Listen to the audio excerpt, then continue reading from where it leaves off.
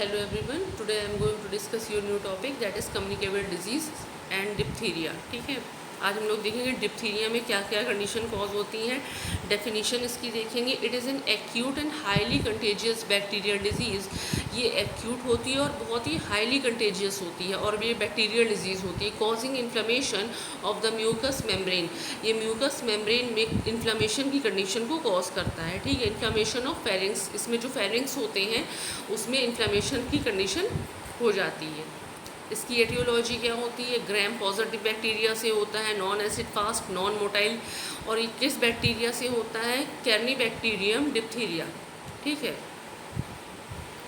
Incubation period क्या होता है? पहले जानते हैं कि इंक्यूबेशन क्या होता है. The period between exposure to an infection and the appearance of first symptoms is called incubation period.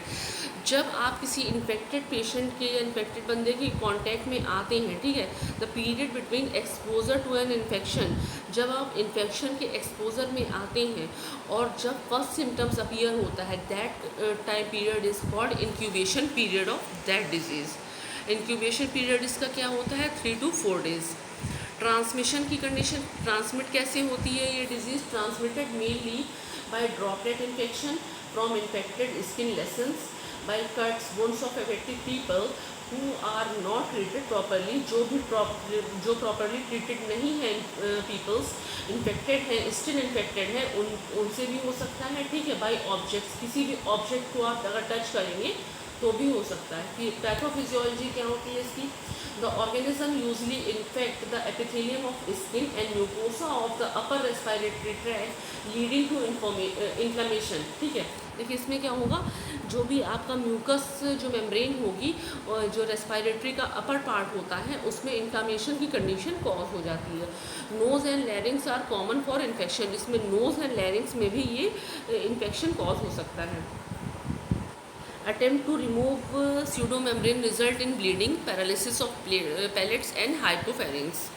Paralysis in combination with inflammation and edema of upper respiratory tract can lead to airway obstruction. देखिए इसमें क्या होता है? Paralysis in combination with inflammation. Paralysis की condition और inflammation और oedema मतलब जो स्वेलिंग आ जाती है, अपर जो रेस्पिरेटरी ट्रैक होता है उसमें इन्फ्लेमेशन और एडिमा की कंडीशन, यानी कि वहाँ पे सूजन आ जाती है, तो जो एयरवे ऑब्स्ट्रक्शन हो जाता है, जो ब्रीदिंग की जो प्रोसेस होती है उसमें प्रॉब्लम आने लगती है. Systematic spread of toxin can cause injury to heart, kidney and nervous tissue. Sign and symptoms क्या होते हैं? Symptom before the pseudo membrane appear include fever and weakness, enlarge lymph node on the neck. जो neck में जो lymph node होते हैं वो enlarge हो जाते हैं. Swelling of soft tissue on neck, nasal discharge होने लगता है. हाई हार्ट रेट, जो हार्ट रेट होती है वो बढ़ जाती है. Symptoms of children with diphtheria infection, इसमें क्या होता है? Nausea and vomiting, chills, headache, fever.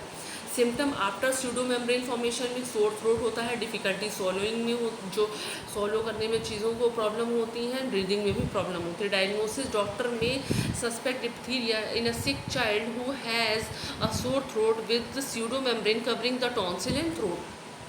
In suspicion of diphtheria, treatment begin immediately even before the result of bacterial test available. Test आने के पहले ही अगर सिम्टम्स नज़र आ रहे हैं तो उसको इमीडिएटली इसका ट्रीटमेंट स्टार्ट कर देना चाहिए. Diphtheria treatment today involve using diphtheria antitoxin to stop the poison produce by the bacteria from damaging the body. इसमें तुरंत एंटीटॉक्सिन दिए जाते हैं. Using medicine to kill like antibiotics to kill and get rid of bacteria. Antitoxin use is horse serum. Antibiotics दिए जाते हैं, penicillin, erythromycin. Prevention and vaccination में क्या होता है? इसकी रोकथाम कैसे, इसमें वैक्सीनेशन कौन कौन सी दी जाती है? The best way to prevent diphtheria is to get vaccinated.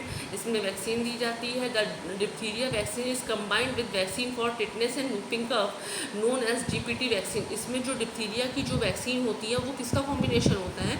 Tetanus and whooping कफ का कॉम्बिनेशन होता है. That is called DPT vaccine. DPT vaccine children के लिए, TDAP वैक्सीन एडल्ट के लिए. Vaccination consists of series of 5 shots, 2 months, 4 months, 6 months, 15 to 18 months, 4 to 6 years. Side effect of DPT vaccine soreness हो जाती है, redness और swelling of at the injection site पे जो रेडनेस हो जाती है, स्वेलिंग हो जाती है, स्लाइट फीवर आने लगता है और एलर्जिक कंडीशंस कॉज होती हैं. ठीक है, एलर्जिक जो रिएक्शंस होती है, हाइपर सेंसिटिविटी की जो रिएक्शंस होती हैं. Okay, thank you.